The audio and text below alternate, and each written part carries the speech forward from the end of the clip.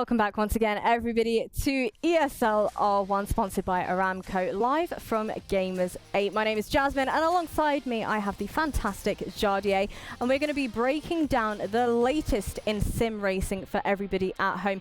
We have just seen Kevin Siggy take away a victory over on Spa, securing himself 35 points in the Drivers' Championship.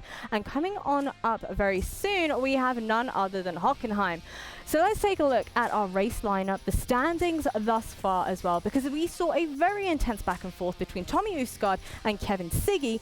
But heading into Hockenheim, the man I want to focus on, another one of the drivers out of our top three that we had mentioned previously, is Marco Pajic. Now, breaking this down a little bit further, he had a particularly rough day two when we cast our minds back to the Munich Major, not able to secure himself a podium finish on Hockenheim in particular. What do you think he needs to do to finally get that podium finish on Hockenheim? Actually, we're very happy for Marco because he had a really tough qualification. He qualified P10 at Spa, but he avoided that massive crash in the first corner and he finished P5, which put him, I think, a little bit less pressure on him. So obviously he needs to deliver at Hockenheim. It didn't look like his strongest track as we saw in the previous rounds, but I'm very curious. He's my friend, I really hope him well, so hopefully he will make it again. Well, Hockenheim being a very technical and fast-paced track, what do you think will thrive in this combination of tight corners and a little bit of hectic turns left, right and center? I'm really curious to see the first hairpin on the first lap, because that you can go 3, 4, 5 wide almost into the corner. So I'm very, very curious how it's going to go. Well, without further ado, I'm super excited to get the show on the road. So I think, what's the saying? Pedal to the metal, and it's go, go, go. Let's get the show on the road.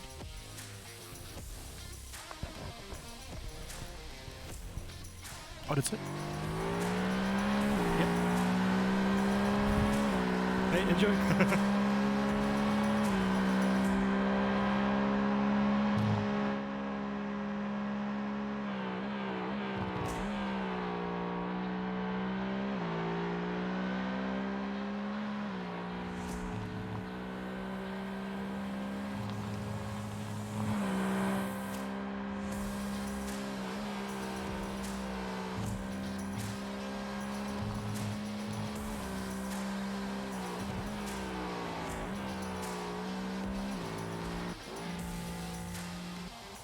Here we are then in qualifying. Marco Pajic into the final sector at 20.1 of 45.5. Thank you to Jasmine and Yaroslav there. Of course, Lewis McGlade, George Morgan back into the commentary booth, and Marco Pajic will come across the line here at the Hockenheim ring to set the first lap time of this qualifying session. It will be a 36.065 to open things here. That's around about 3/10 off of where we're expecting them to be. Yeah, absolutely. Johan Jujovski as well. Obviously one to watch yet again. The LG driver to watch makes his way through the final sector as well at 20.2 in the first sector, 45.628 in the second sector. Marco Pajic setting a 136.065. That's the barrier to beat, or certainly the level to rise to. Johan Jujovski, the Macedonian, up towards the line here at the very, well, quick and technical circuit here, and goes second fastest, nearly an almighty 2.5 tenths slower than Marco Pajic. Yeah, I'm going to say actually, by the way, Marco Pajic, as I said, it was 2 or 3 tenths off. That's what we've seen online. At LAN back a few weeks ago when we went racing in Munich, that would have actually been really, really strong. Dara McCormack at a 36.013, so realistically speaking, that is a decent time. First sector a bit slow there from Kevin Ellis Jr. Second sector's decent, though. He'll come across the line, the Apex Racing Team driver that got himself onto the podium in the previous race. He'll cross the line and go to second. Yep, superb stuff there from Kevin Ellis Jr. Certainly looked to be in fine fettle in our previous race at Spa-Francorchamps, but nearly the hero of Spa was Tommy Usgaard now, who makes his way through the stadium section. Of course, now rounding Sachs curve at turn 12, he'll have 13 and 14 to take. Turn 15 will take him through to Sud curve before he then reaches the home straight. The Norwegian now, can he ascend once again to pole position glory? Let's find out together as he now rounds the final corner, comes up towards the line here and sets his lap. It certainly is going to be a struggle, I think, for this man. Second fastest, but 81 thousandths off Marco Pajic. Tommy Usgaard is here to play. Yeah, Mitchell de Jong, who finished a bit further down the order, just inside the top 10 with a 10th place finish in the previous race. First sector again lacking a little bit on where we expect them to be running, especially the Mercs, to be fair. They're really good in that first sector. And Yoni Tormula, of all people, really good in the first sector around here. We expect more like 20.2, 20.1, to be fair. Mitchell de Jong across the line is good enough to put him potentially... Oh, it's only third position. I almost thought he might not even get past Erhan Yovsky and Kevin Ellis Jr. there, but enough to get himself onto the second row of the grid. Here comes the race winner, though, from Spa. Yeah, Kevin Siggy on a very competent lap indeed here for the Red Line team. Comes through the stadium section himself now as well. Comes through the very tricky section. Of course, this is the most technical portion of this Hockenheim ring track. The opening sector, of course, littered with long straights. Kevin Siggy, though, masterminding his way through this final curve. Sud curve, now up towards the line. Can he take the top? Is it going to be a struggle? No. Third fastest again behind Tommy Usgaard. Yeah, brilliant lap time there from Kevin Siggy, but just not quite good enough as he'll cross the line. That's where he'll end up. Patrick Holtzman will be the next one to come round. First sector is okay, but about a tenth and a half off where we want. Second sector, again, pretty decent. It's on kilter with where we saw Kevin Ellis Jr. cross the line, and so he will probably move himself around into that sort of fifth position. You can see what's happening there. I think that's the Apex Racing Team driver there on the right-hand side. Erhan Yovsky getting a slowdown on his laps. That'll be a big shame for the R8G driver. Patrick Holtzman crossed the line, just 7th.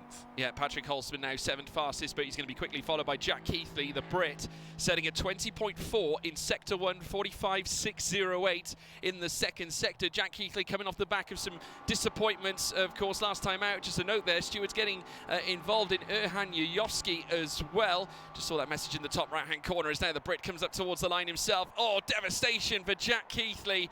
And he is the slowest man on track, at least for now, just over 0.8 of a second in behind that of Marko Pejic. A 4-speed limit as well for Erhan Yovsky. That's what certainly destroyed his lap. Yeah, but he's already finished his lap, so I think he's just pushing the limits now, so I wouldn't actually worry about that too much, realistically. Clearly, Yoni Tormel has been teaching Freddie Rasmussen how to do the first sector. 20.1's mega in there. Second sector losing out a little bit, but I think they find a little bit more back in the final sector. Freddie Rasmussen across the line. He'll send his car up towards only 8th. Ooh, that is disappointing. A struggle in the final sector. Going...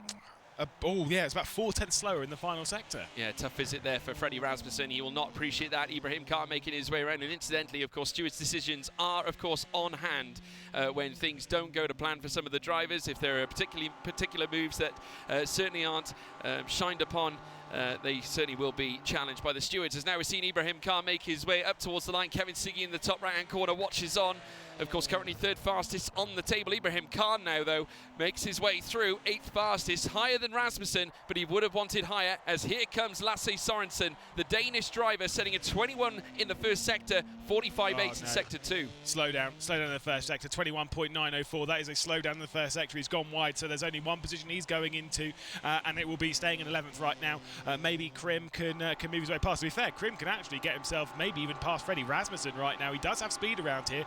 Lasse Sorensen across the line, and it is not going to be a shock to anyone to see him remain in 11th spot, 2.1 seconds off of the pole. Krim will be the last driver to come through. Ian Porter on track. The most winningest man in Call of Duty steps up. A great chance for him to perhaps nail down a foundation here at Hockenheim Ring. A very trying circuit here, but the man representing FaZe Clan, as he has done so for so many years, is now trying to fight his way through Hockenheim Ring. Has Lasse Sorensen dead ahead, 2.1 seconds off the top time set by Marko Pejic. As now Porter, all the way from the States, stateside erupts, as now Porter comes across the line, and he does jump Lasse Sorensen, 11th fastest, a second just off the pace of Marko Pejic, but it's the man representing Mercedes who's on top. Yeah, again, brilliant lap time. We know the Mercedes are actually pretty decent around here, but that first lap time there from Marko Pejic, 36.0, I was questioning it a little bit, but again, I was basing that off of the online laps that you do.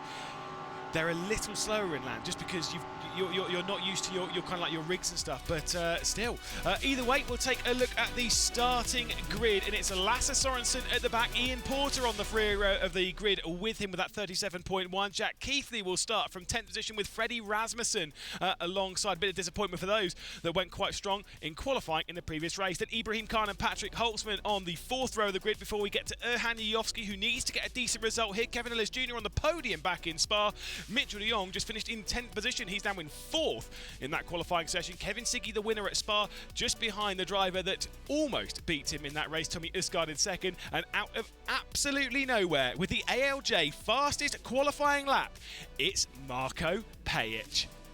Brilliant stuff from Marco to have put together that lap early doors in the session. He laid down the benchmark time and it was not beaten, George. Fantastic stuff. An iconic team as well in motorsport and that of sim racing now in this age. And at this point, as we see sim racing ascend with ESL R1, certainly brought to you by Aramco here at Gamers8, Marco Pajic bringing them to the forefront yet again. He starts on pole, but he's going to have a huge job on his hand to try and fight off the likes of Tommy Usgaard and already a race winner Kevin Siggy. He could go back to back. Well, so if I'm Kevin Siggy right now, I'm not risking anything. I don't care about winning the race. I don't care about doing anything. To be honest, I'm just going to sit around and I'm going to collect a couple of points and just guarantee my way through.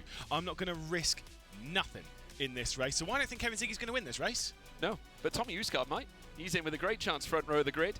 And if he can get the launch, perhaps a better launch than what he had at Spa. He did struggle off the grid at Spa. He did. But he needs to bounce back. And this could be his time. I think Pajic. You're going with Pajic? I'm going with Pajic. Is this it now? Are we going to do our predictions? Yeah, we certainly are. We're going for it. Okay, well, I'll tell you what. I'm going to put my neck on the line. I'm going to go for Tommy Usgaard. Of course, do remember that your LG drivers to watch in this group, of course, is Erhan Yayovsky. What can he do? He's starting from 6th position, needs to do some work in this race. There is Marco Pajic, who'll be starting this race from pole position alongside him in the rigs. Patrick Holtzman over there, he needs to do a bit of work as well. All these drivers need to do a lot of work. That's the nature of the game. The only one who doesn't is Kevin Siggy. Yeah, of course, already a race winner, and that gives him that advantage now. He knows that he has done the maximum. He knows that he can essentially just cruise. As you said, just try and contain the points, and we'll have to wait and see. But now the countdown is on here, Lewis. It's going to be special. Hockenheim Ring, a mixture of speed and technicality. It's going to be brilliant.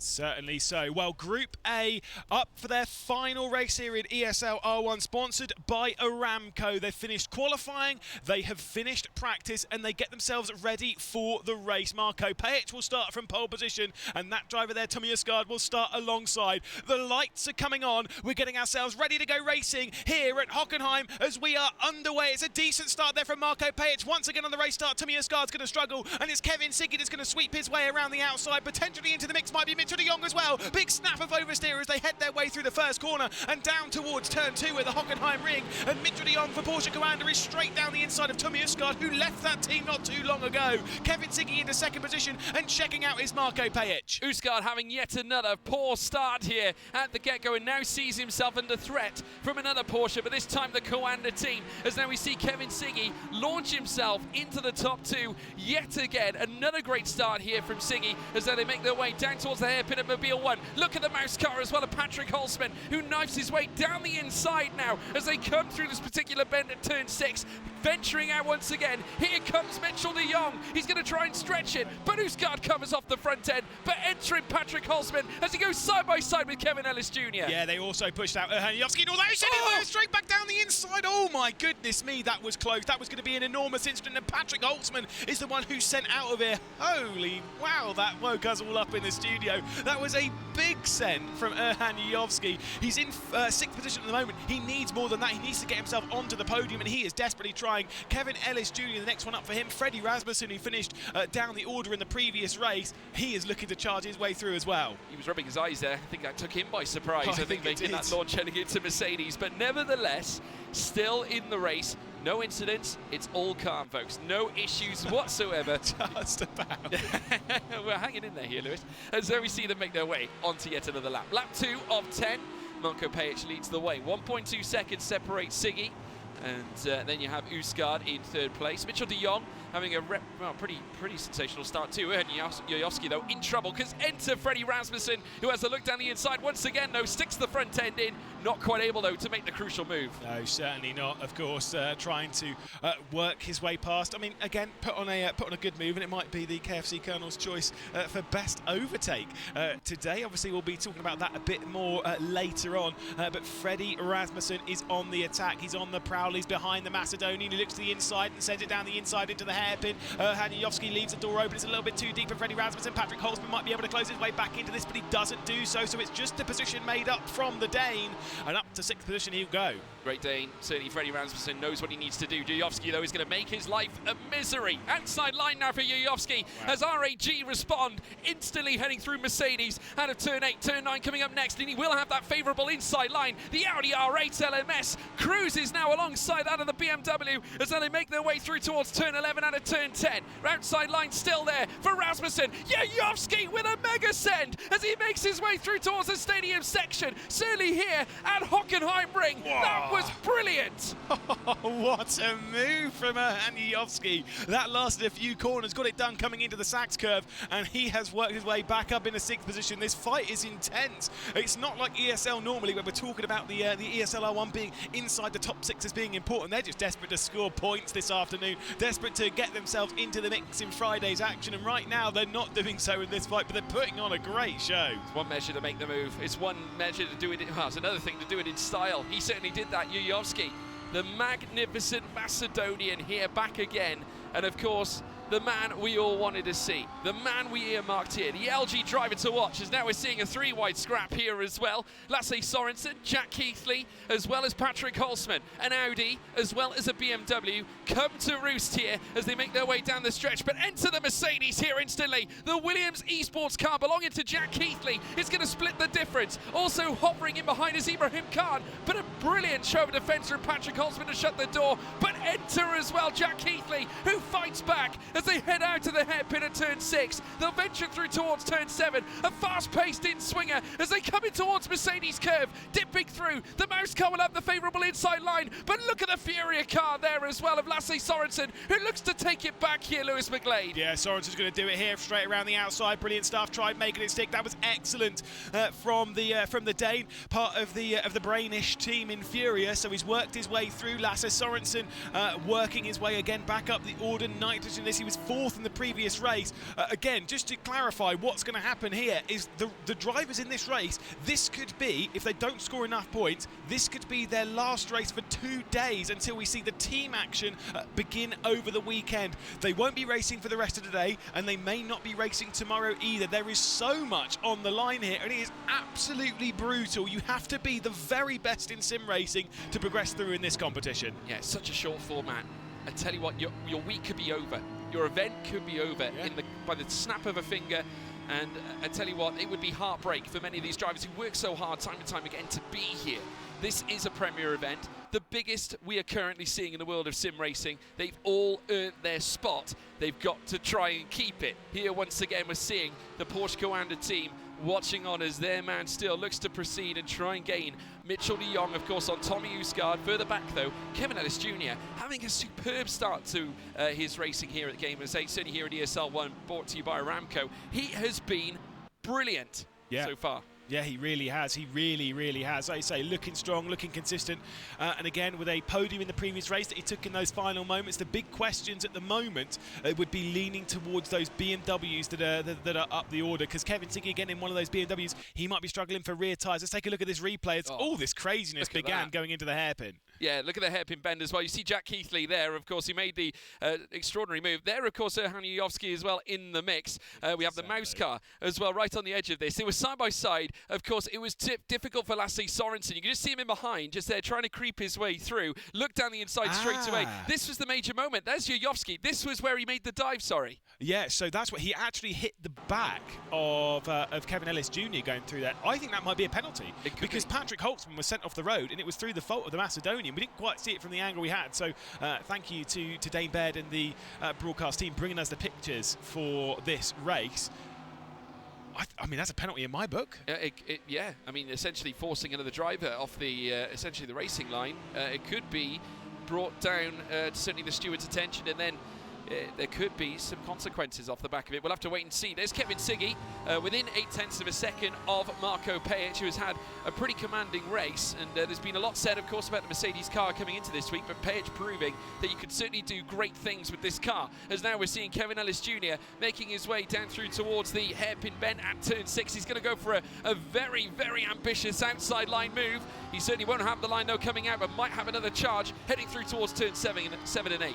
Yeah, so I know it says Luke Bennett in the top right, but it says for ignoring a penalty, that is, I believe, for Ian Porter. It says FaZe Clan. Ian Porter's actually been doing really well in this race. He's close to back up to Ibrahim Khan as down the inside. This is the battle for fourth.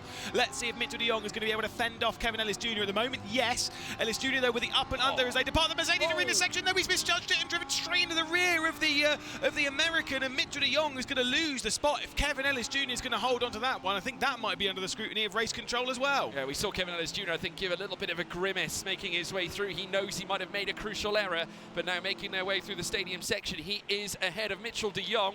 It was a very, very stunning switchback to pull that off before making his way in towards turn 11, but still, it might be regarded by the stewards as a little aggressive making his way through. But here is Erhan Yuyovski, LG driver to watch, currently sat in P6 as well as Page takes them out again on yet another lap. Lap 6 of 10, still plenty more to go. Obviously this circuit itself, as I said before, technical in the first, in the final sector. It's very fast paced in the first, of course. You've got the move heading through towards turn 1, that being ignored curve, and then you've got turns 2 and 3 and 4, which takes you through to the famous Parabolica bend at turn 5, which will then send you down towards the hairpin at turn 6. Here's Freddie Rasmussen looking to recover after the disappointment of the Spa race, already making moves as we saw, but Yuyovski taking him straight back earlier on. The Great Dane left seething as he looks ahead of him. Obviously Yuyovski now looking to pepper that of Mitchell de Jong. Again, you can see the in the top right, the stage that we're seeing there. You saw over the shoulders of all the drivers. Bit of contact once again onto the rear end of Mitchell de Jong, this time courtesy of Erhan Yuyovski,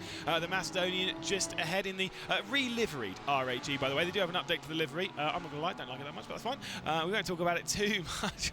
That's for Veracity to do later on. She'll slap that livery straight down into Keck. But either way, Freddie Rasmussen is on the attack. You can see top right of your screen, that is over the shoulder of Marco Pajic, who is absolutely flying in this race, but the gap's come down to half a second. It's a familiar face as well. It's Kevin Siggy, who's in second place.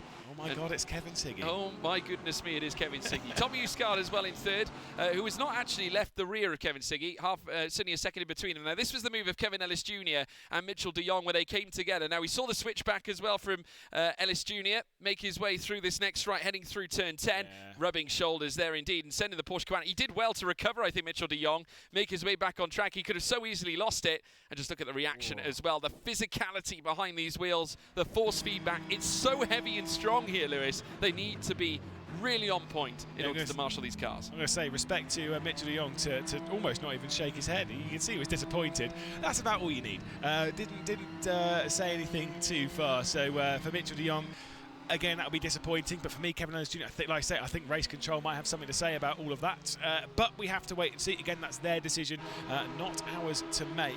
Marco Pajic then in the Mercedes-AMG Petronas Esports team is under pressure from Team Redline. Kevin Siggy behind. Tommy Uscard also closing in to the driver that just bested him in the previous race.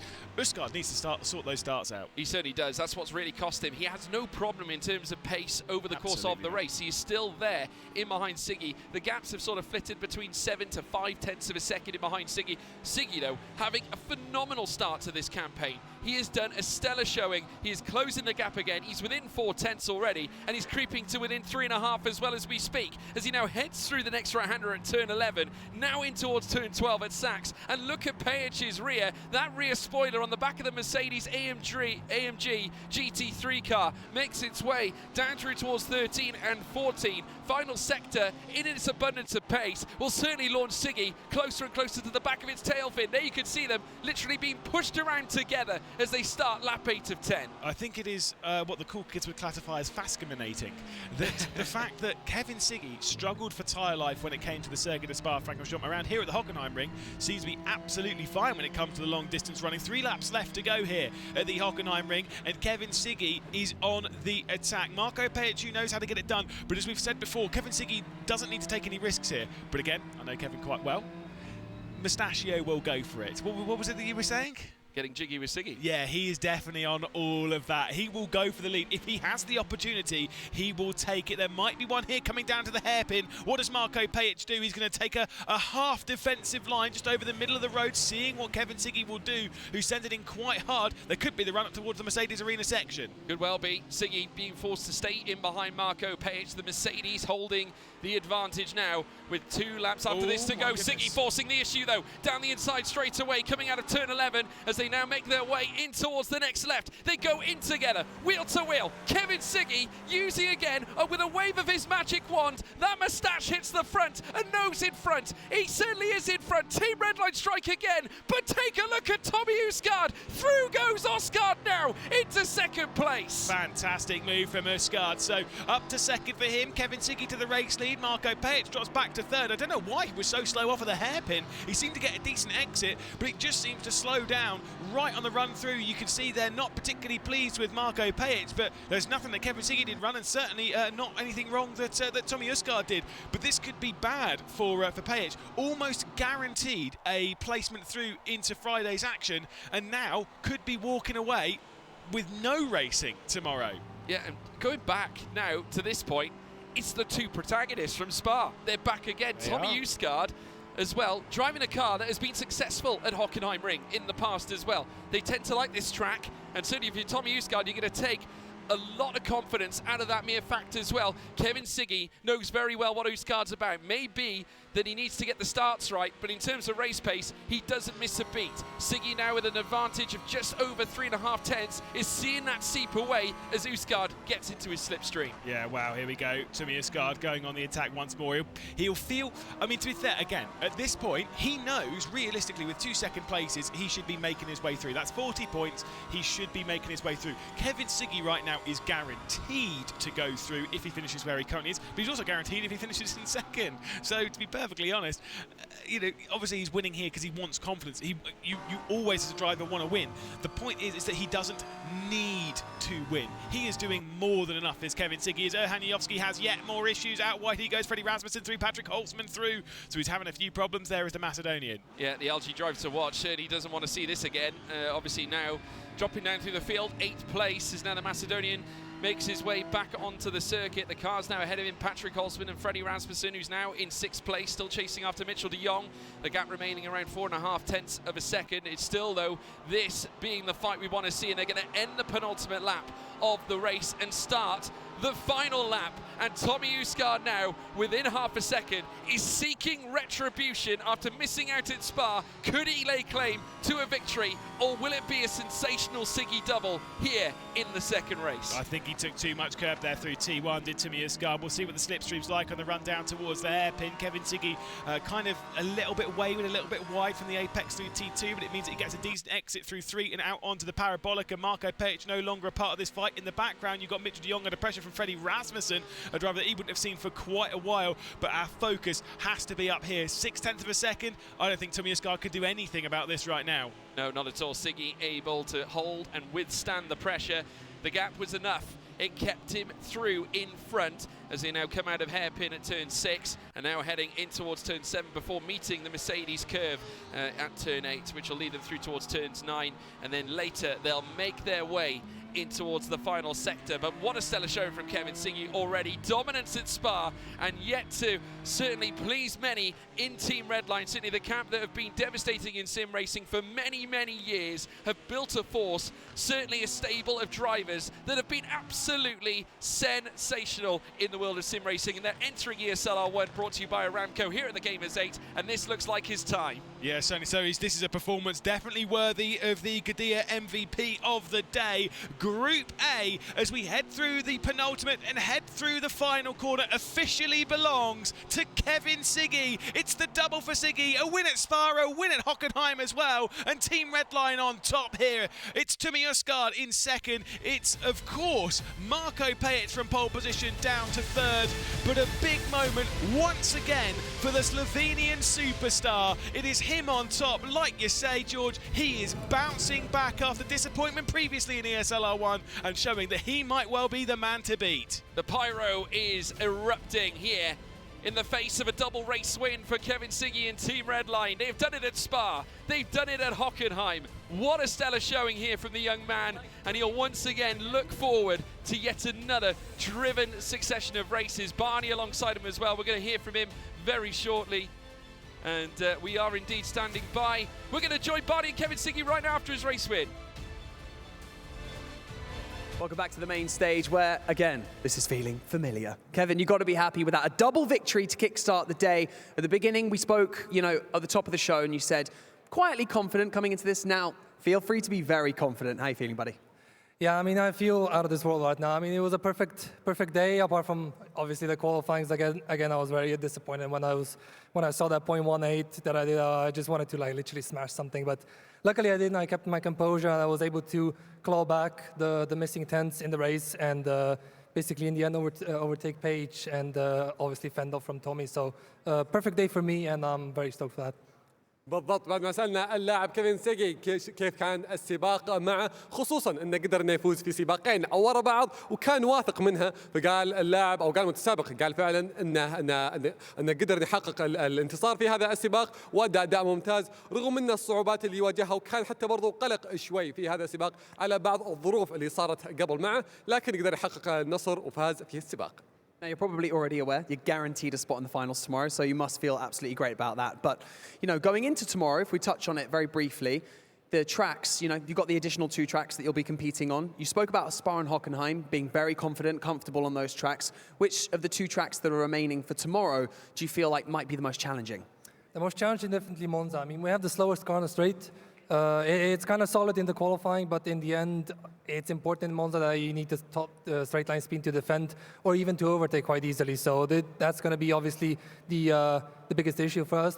But the second issue would be like the new cut system that we introduced. Unfortunately, you only have 3 cuts, and then the 4th one is a penalty, which is quite a shame, but at the end of the day, it is what it is.